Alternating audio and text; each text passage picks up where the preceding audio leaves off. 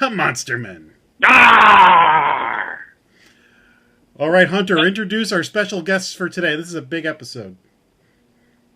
I think it's huge. Today, we are having on our best friend from way down in another place that's not the Monster Men lair, author of great books like The Sinful Man, The Cursed Man, here to talk about his latest, The Devil Tree, Keith Rommel!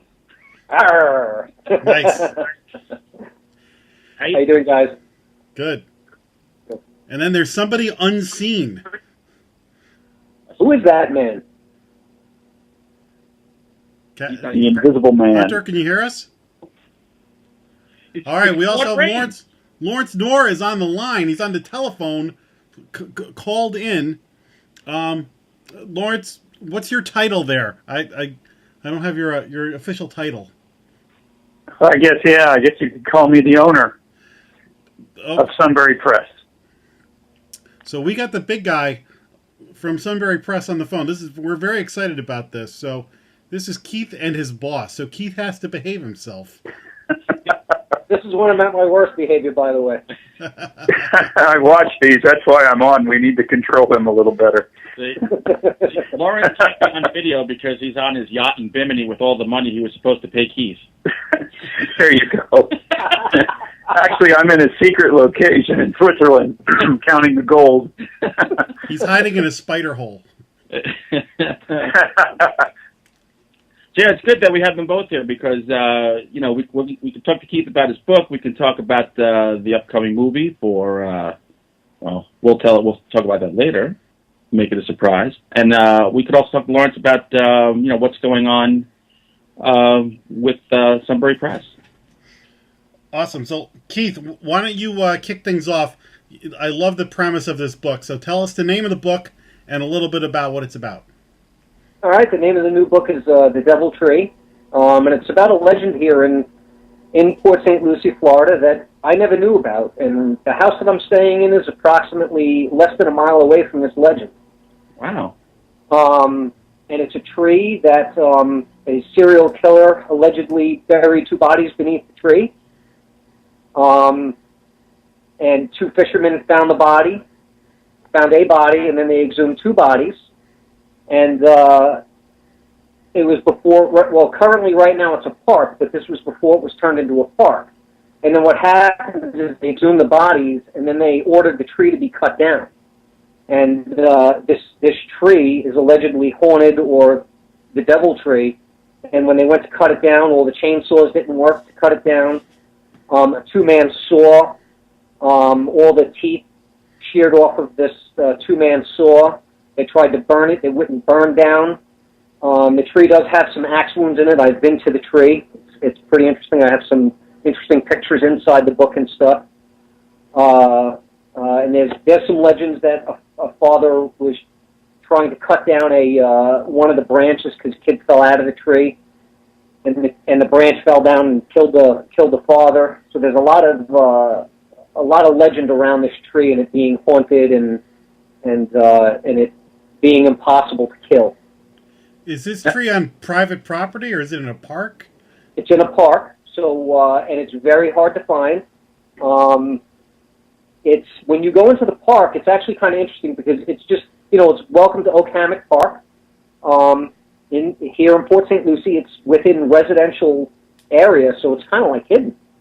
And then there's like this little playground that the kids play on, and there's this nature path. Well, you go on the nature path, a lot of people don't know that that's not where the devil tree is. So it kind of deceives you that when you go on this path that you're going to find the devil tree. Well, there's actually this little fence, that's this little rickety fence, and it's like the C-24 canal. Mm-hmm. And you pass this fence, and to your right is the canal, and to the left is a tree line. Well, as you head down the side of this, walking along this tree line in this canal, if you have your eyes open and pay attention, the devil tree is within that area there, but it's set back. So you got to actually find it. And when you find it, it's really interesting because you could actually see the scars on the tree from people trying to chop it down. There's cement inside the tree from where there's occult engravings. So they patched the tree up.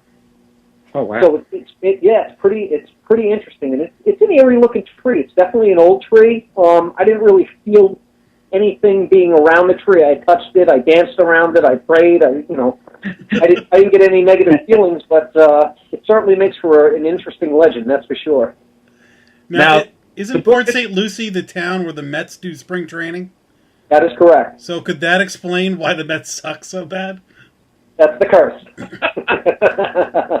Hey, if they could ever get that wood for their bats, maybe they'd win a pennant. Nice. I like the way you think. Wow. Now the book. Hey, I just wanted to say about the book, if I could, real quick. You know, what's really exciting about it, and why I really encourage Keith to write it at this point, is the true nonfiction hook that's in it. It's a fantastic true story. It's incredibly gross and disgusting too. It's creepy as hell, and you know, I can't reveal too much about it, nor can Keith, because we want you to read the book. But you know, he just did a really light touch on it. It's really it's fast moving and incredibly creepy. It brings to mind sort of the worst Rob Zombie, you know, or Hostel, that kind of a movie. I think of It and Stephen King and Moneypenny, villains like that. So, yeah, he's done a great job on it. So is this a fictionalized? Is this a fiction book, but it's based on the true legend of the tree itself? That's correct. So what I do is I incorporate, and correct me if I'm wrong, Lawrence, I think I incorporate pretty much everything as far as the legend of the tree goes into the story, but I do fictionize it. So it's a fiction version, but it's very parallel to the legend. So, you know, it stays pretty true, and like Lawrence says, very, very fast-paced. It's a little different than most of the other things that I wrote. And this one a little bit more, I'd like to say, Hunter, this is like actually more kind of in the vein of stuff that you write. Yeah, and I keep saying I have to do something like you do, and maybe be a little introspective every now and then. Yeah, and I've been, you know, inspired by your Montauk Monster, Island of the Forbidden, which I enjoyed very much. You know, so you know I'm a fan of your stuff too. So, and I think that this is somewhat in the vein of that. Right. I can't wait to read it.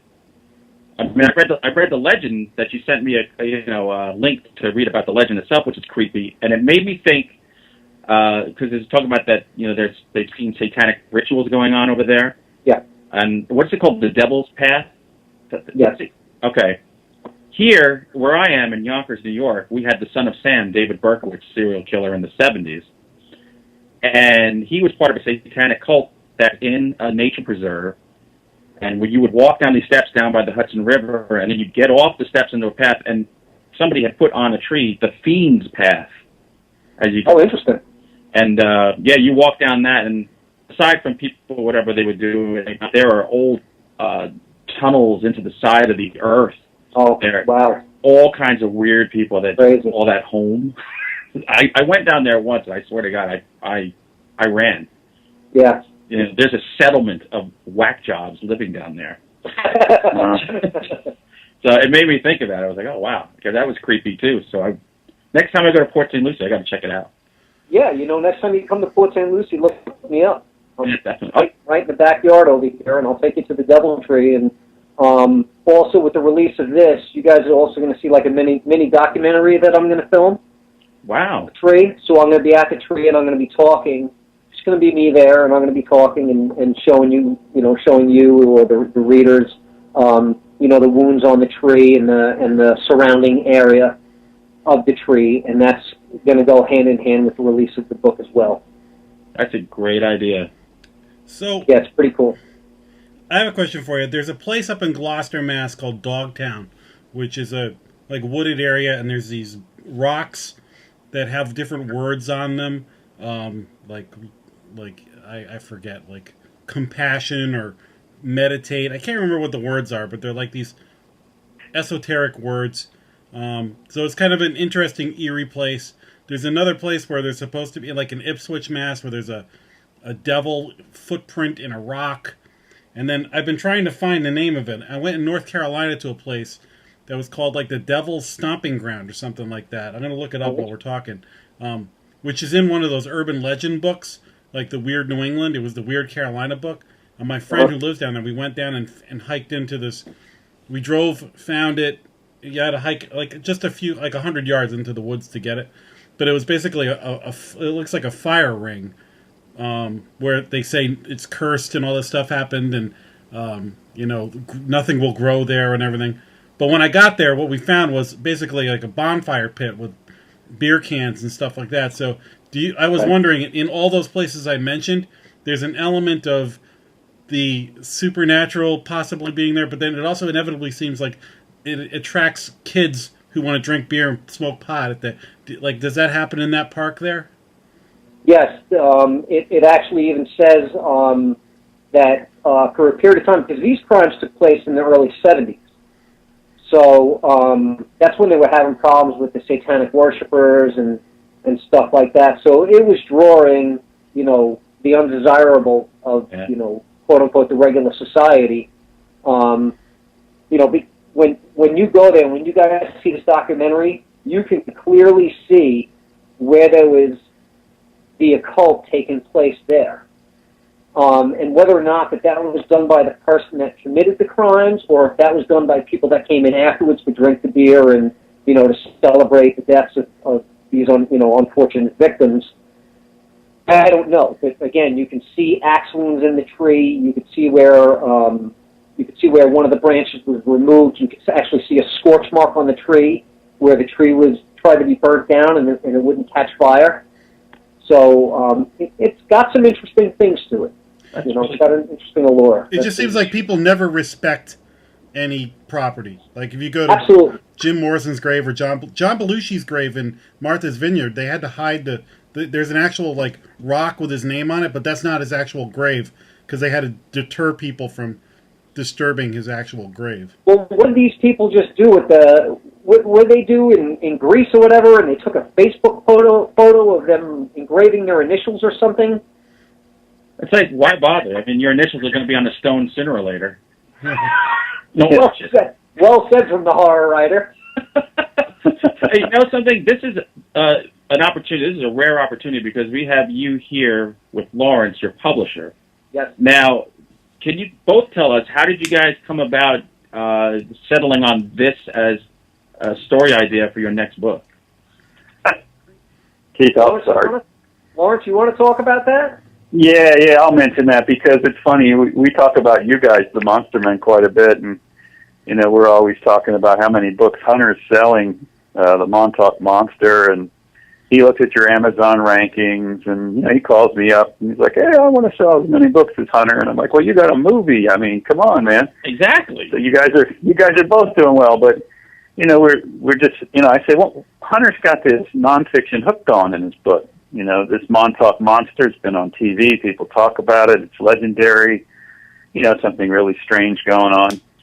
And people are interested in that. So you write a fictional account involving that, and you might sell some books. I joked. I said, you could write a book about Bigfoot going nuts and killing a bunch of teenagers in California, and you'd probably sell millions of books, just taking a nonfiction hook like that. I said, so think about that, if there's something like that you'd want to do.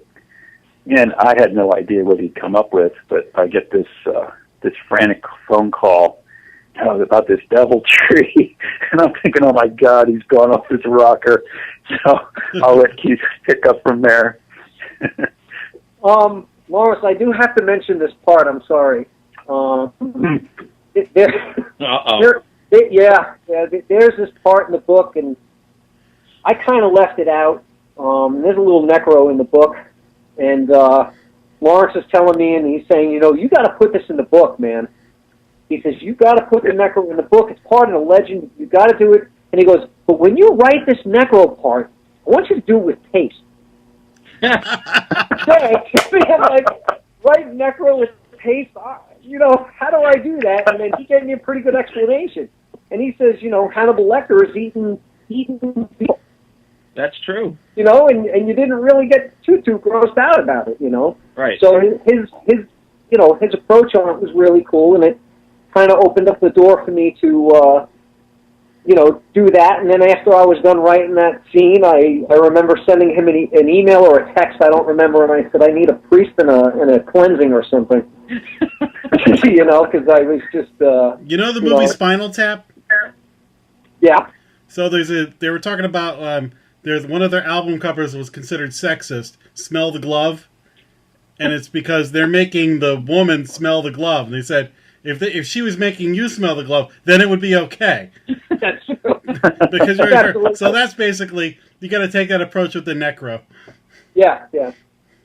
Well, it's good, though, that you have somebody who's got your back and is kind of also helping you, because writing is a very solitary thing. A lot of times you just feel like you're on an island, especially sometimes when you write yourself into a corner and you're like, I don't know how the hell to get out of here. So it's good that you have him to talk you through some of that stuff. Yeah, and you know what? This was by far my most ambitious project, by far. I wrote this book in 30 days. Less than 30 days, I actually think. So this was a very, very ambitious project. Then I sent Lawrence a copy of the book, and then he kind of gave me his feedback and, things that he'd like to see me tweak, which was, that's where it became really important, his input. And, I had been talking to him about the Devil Tree for a little while. I think I bounced it around, about 3 or 4 days alone before I decided that I was actually going to tackle this and turn this into a book. And then I started, hounding Lawrence and saying, hey, I think that I want to do this. And then in the meantime, Thanatology Book 4, The Silent Woman's done and at Sunbury Press. Awesome. So so what we decided to do is we're going to take Thanatology 4 and put it to a summer release and have the Devil Tree, as people are seeing this, the Devil Tree will be released. Cool. That's great. That's I two books. cannot wait to read this. And, Lawrence was just talking before about how you have a movie deal. And anybody who hasn't watched our previous episodes, it's for this wonderful book here, The Cursed Man. And, I mean, we follow, you guys have done a great job promoting the book because you got Facebook pages, all kinds of ways to go, talk to the cast and crew and see what's going on. When can we see this in theaters, my friend? October. Oh, perfect. October, yes. Yep, he's aiming for Halloween this year, and everything right now is currently in line. They're finishing the VFX and the CGI, and then they go to sound correction and a final film edit, and then it's ready to go. That's awesome. Do you get like a cameo or anything, like Peter Jackson? Yeah, no. I actually, if what Hunter was just talking about, and for people that know, you can get on the Curse through Facebook. It's literally the same community, and it's an open forum. You can question any of the actors and actresses and ask the producer anything. Whatever. I do most of the posting because I'm the one with the biggest mouth, and I'm constantly typing. But I posted a video on there talking about some of the things that were coming up as far as that didn't have to do with the Cursed Man.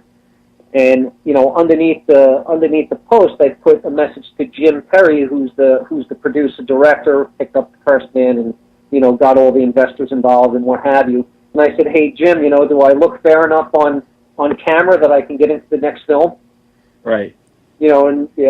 So him and I were joking back and forth, so it's no, I don't make an appearance, and I'm yet to go to California, but I have seen the film in its entirety, so I have watched it. Yeah, that's awesome, man. So now, if they make a movie of the Devil Tree, maybe you could be like an extra in the necro scene. Oh, no doubt, man. Lawrence knows how that scene's done. Yeah, that's... Oh, boy. You want to shoot it tastefully, like 50 Shades of Grey. That's right, yes. 50 Shades of Off Grey, since he'll be dead. That's exactly what I said. I said, this is like 50 Shades times whatever, times infinity. I mean, it's something sensational, something really gross, and you probably shouldn't say too much more about it. Kind of leave it out there as a teaser. Hey, you have a haunted tree that has murder, possible paranormal properties, and satanic rituals wrapped around it. I mean, what else does anyone need? Not much. And actually, when you're there, the only thing that I'll say to people is it's absolutely a beautiful tree. The tree is like 150 years old. It's beautiful. Right. It's very nice. It has the Spanish moss hanging down, so it's kind of got that creepy Halloween effect to it. You know, like all the oak trees here in Florida have that, you know, that Spanish moss. But it's a gorgeous tree. Right. You know, and you know, it has this legend behind it, and I found the legend to be very interesting. And I can't wait to see the tree itself. I can't wait to see the pictures in the documentary. That's going to be awesome. I'm very interested in the way you described this book, with some of the It and Saw and some. So this seems like this book's got an edge to it. That, you know, like Cursed Man is an exciting and good book, but there's a real cerebral side to it. And this sounds like you're just sort of, you know, firing up the chainsaw and letting it fly. Yeah, this is. I think I'd describe Keith, if I could, the dialogue that you've written in here reminds me of some of the best Quentin Tarantino dialogues that you see in his movies. Oh, that's great. The back and forth between the characters, and it's really intense. Well, that's great, because Quentin Tarantino was brought in to Crimson Tide to punch up the dialogue. He put all the Star Trek stuff in that movie, and all the pop culture references in Crimson Tide to make the dialogue more engaging and interesting. So that's always something that, you know, when you walk away from his movie, it's like, oh my God, that conversation about Like a Virgin at the beginning of Reservoir Dogs is probably like the best part of that movie. So now I'm even more excited for this. You got some Tarantino-like dialogue. That's awesome. Now, this whole thing about the tree not being able to be cut down, that just seems like a challenge waiting to happen for somebody. Like, the people in the park, like, are people trying to vandalize this tree? No, you know what it is? People don't really know where it is. It's so hard to find. And this, like I said, you know, more towards the beginning of our conversation here, is that you're very misled because there is a path.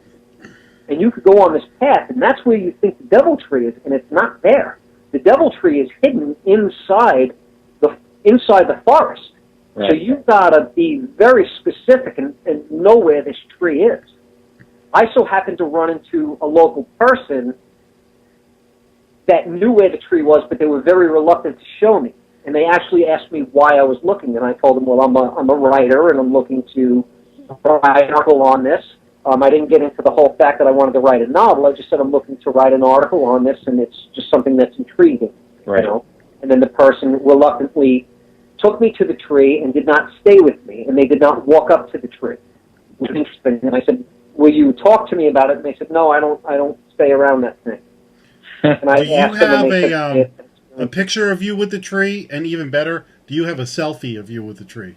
I'm going to have a selfie, and I'm going to have about a 4-minute movie of me talking at the tree, showing viewers, so that way when they go to pick up the book, they actually have this little thing that they can go to, this little documentary that they can go to where they can see that I'm actually physically at the tree, and that when I was doing the outline of this novel, not only was I going off of, you know, some of the legends that's posted online, I actually went off of what I was visualizing and seeing when I was there, and touching the tree and walking around the area. I mean, I just go there for 2 seconds and leave.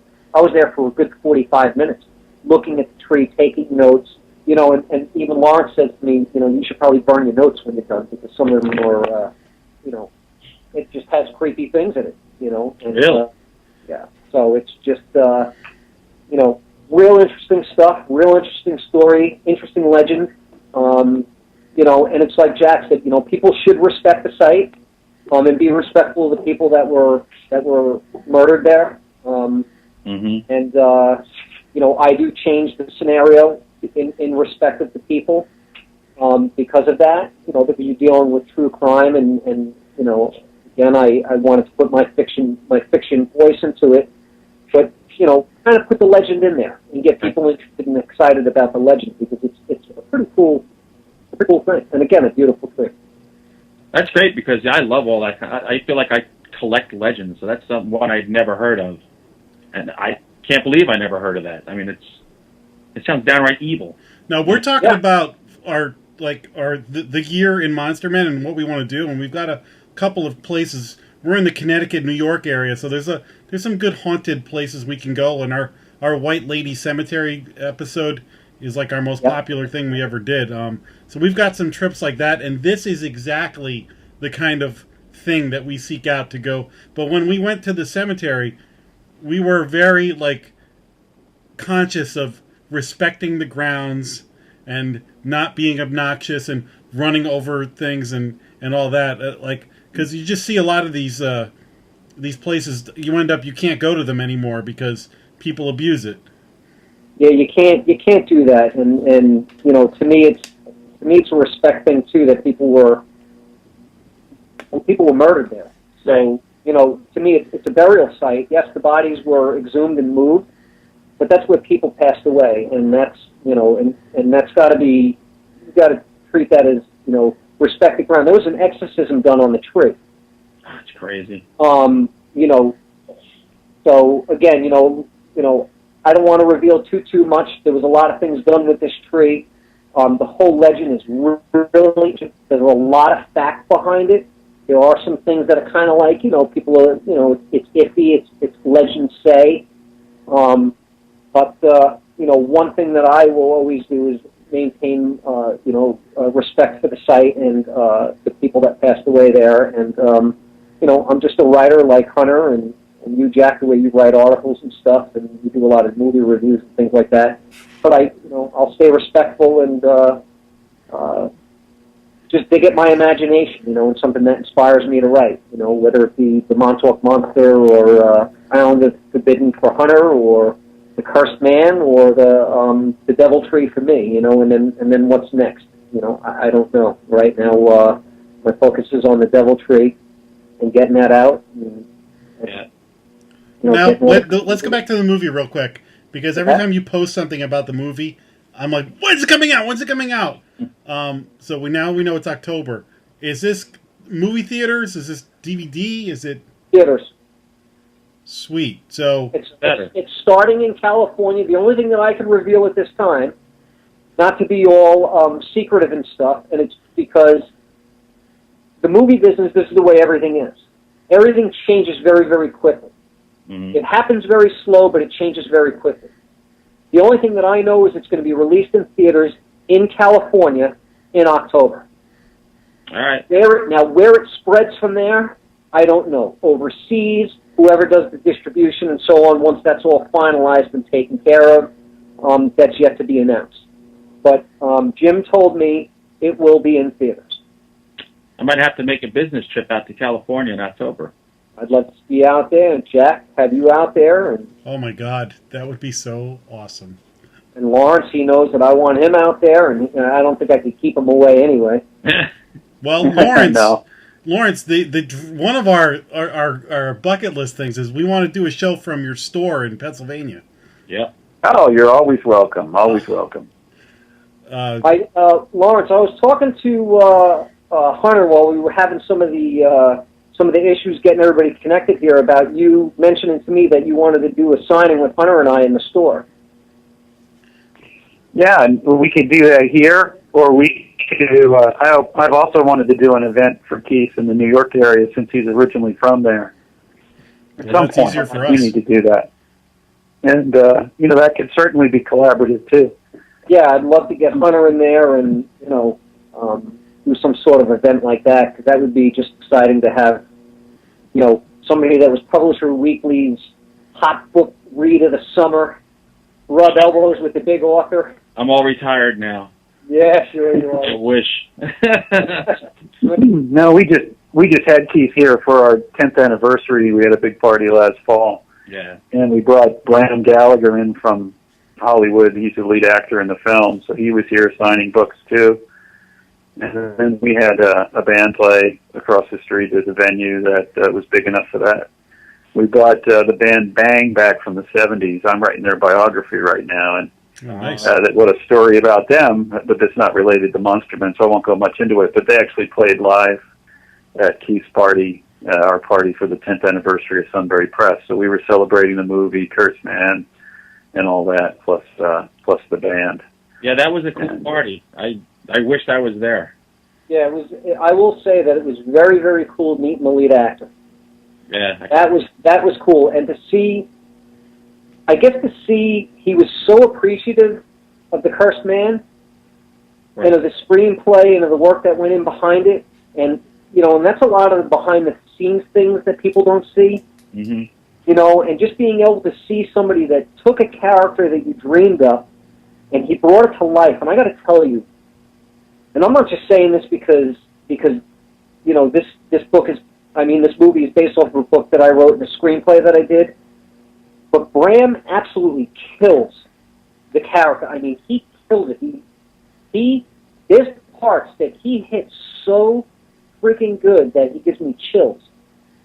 And that's something you created. I mean, that's... Yeah, and for him to capture that. And I just remember there's this part, I'm not going to go too much into what he does, but there's this part where he's in, you guys saw the pictures of the crazy room, right, where he's got the bed and the rocking chair, and there's this part where he's trying to get outside. I don't know if you remember the book or not, where he's confined to this room, he's been in this room for so long, and he's just trying to get outside, and Bram, as in the role of Alistair, is just trying to get the nerve up to get outside, and he just comes running up to the camera, and he's all freaking out. He's like, "Ah!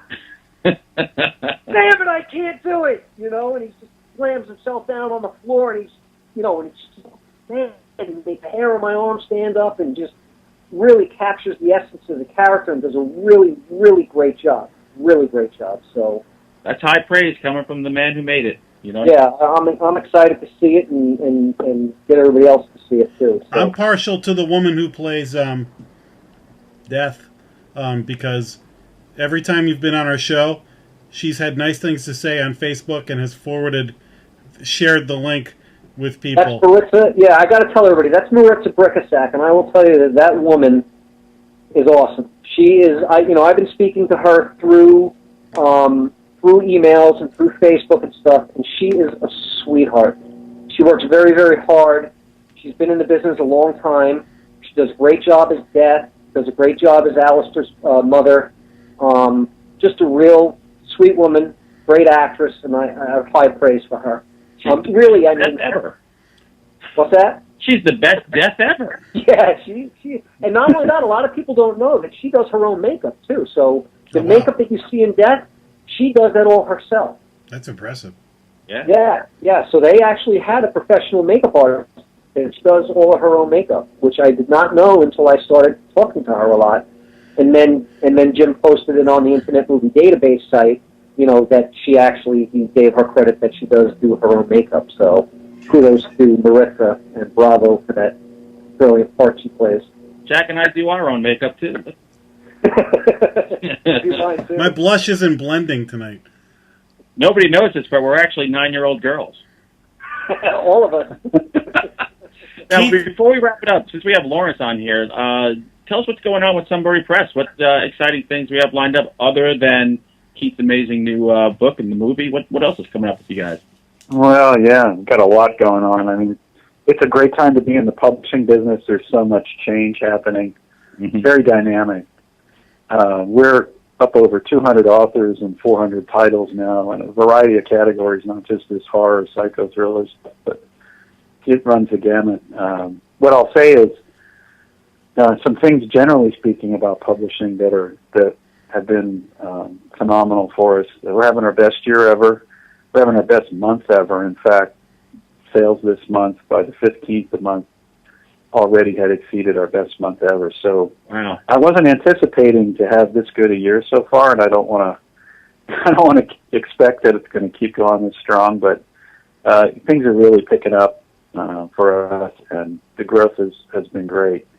One of the big things that's changed for us is the whole ebook is really kind of fading out of sight. There's been a big downturn in ebook sales, at least from what we've seen and what we've been hearing from other publishers. It's been kind of quiet. You don't see a lot about it in the press, but ebook sales are definitely softening. What we did last year is we stepped in and we reintroduced hardcover books, and they've been selling like crazy. Wow, great. So that's, when you look at format change up, and so what we're going to do with Keith's new book is release it in hardcover and on the Kindle exclusively. The Kindle platform's the only one that's really doing anything these days. Yeah. And so that combination. But we have a number of other things happening. Just released a children's book by Heather Paterno, Joe Paterno's daughter-in-law. Oh, cool. That's doing well for us. It's about Hershey, the town near where we are located, based on the chocolate company and all that. That's doing exceptionally well for us. A number of other. I mean, I would just tell people to go to our site, sunburypress.com, and look for our recent releases, our bestsellers, and things that are coming soon.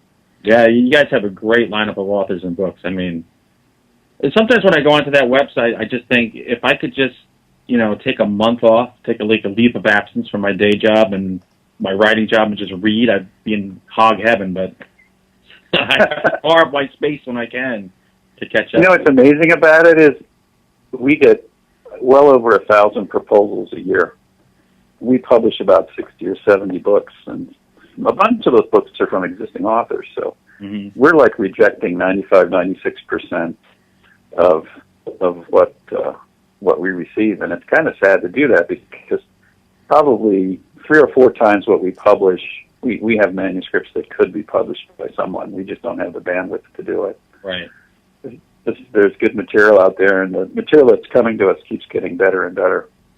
We're just very lucky to have found Keith, or Keith found us, several years ago. And I would say today, the first man came to me, I would still bring it on.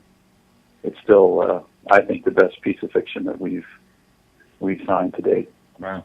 Keith, I can tell you that, I don't know if you know this, but when you were on with us, one of my oldest friends, Tom, watched the episode, and he liked you so much that he bought your book, like, right on the spot while he was watching it, based on your personality. He just was like, he just seems like the nicest guy. He liked the concept of the book, obviously, but we sold at least one book for you.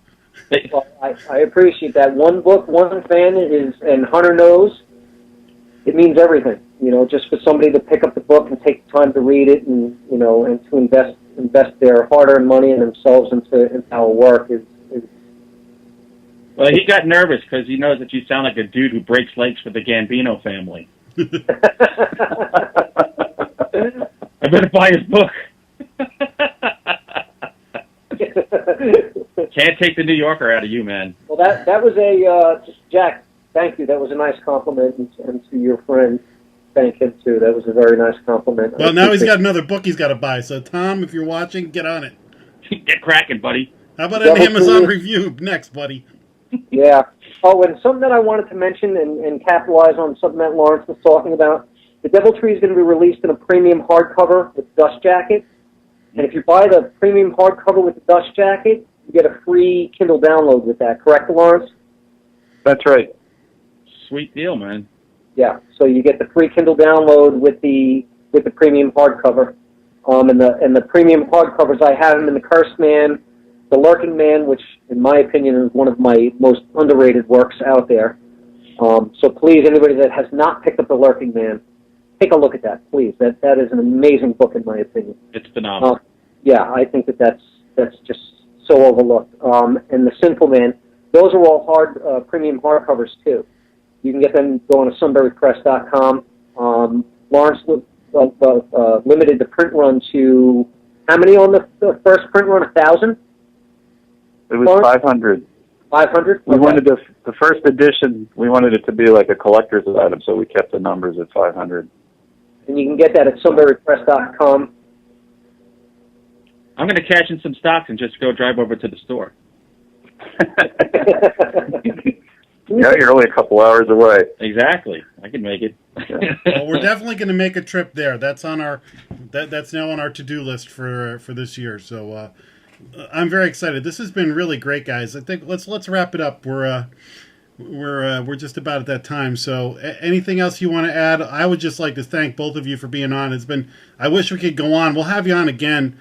Later. Keith, you're always invited. Just come on and BS about anything you want anyway, but particularly when you have something coming out, we want you to be on. But, as the movie gets closer, we definitely want to talk about that again. But just this has been really interesting having both of you on, and for Hunter and I for doing this. This is so fun for us, and we're happy we can be a part of it. So I want to thank you so much both for coming on. I want to thank you guys for having us, and I watched your interview not too long ago, Jack, a couple of days ago when you sent me that link, and knowing how hard you guys work, and and that you don't do it for anything other than the love of the horror and the genre that we write in and the things that we do, and from guys like myself, we thank you, and thank you both for your work and for having this platform out there for us to reach an audience and to connect with other people. So thank you. Anytime. Our casa is your casa. Thank you, sir. Yes, and I certainly echo Keith's comments as well. Very glad to be on. Thank you both, and wish you continued success. Thanks. Both to you too, man. I hope you're both multimillionaires I'll give you till August. How about November? All right. Yeah, let him get that movie out. No, I want him to be rich then so he can fly us in. Oh, there you go. Come on. We're in the entourage, like I said before. That's right. I'm Turtle. All right, man. All right, So well, wraps up another great episode, right? Yeah, it is. All right, so thanks everybody, and we'll see you next time on Monster Man. Monster Man.